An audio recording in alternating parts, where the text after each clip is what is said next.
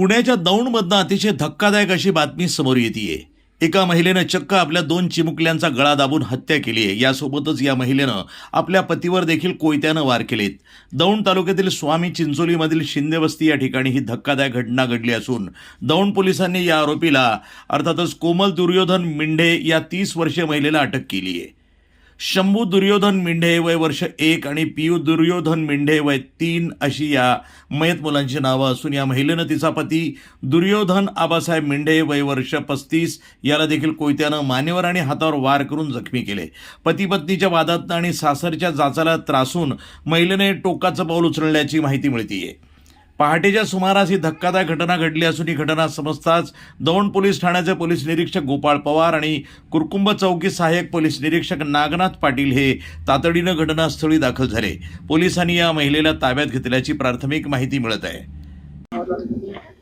नेमकं काय प्रकारे सर एवढी दुर्दैवी घटना घडली? नेमकं आज स्वामी चिंचोलीमध्ये पहाटे 5 ते 6च्या दरम्यान इथं 2 लहान चिमुरड्यांचा एक निगरून पद्धतीनं या ठिकाणी खून झाल्याची घटना या ठिकाणी झालेली आहे।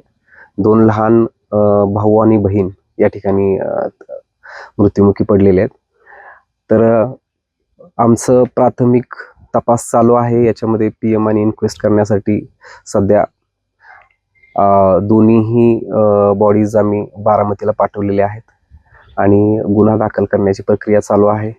आरोपीलाही आम्ही या ठिकाणी ताब्यात घेतलेला आहे आणि नक्की जो घरगुती वादाच्या ह्याच्यातून आणि रोजच्या होणाऱ्या घरगुती भांडणातून हा प्रकार झाला असावा असं प्रथम दृष्ट्या आम्हाला सध्या माहिती मिळत आहे।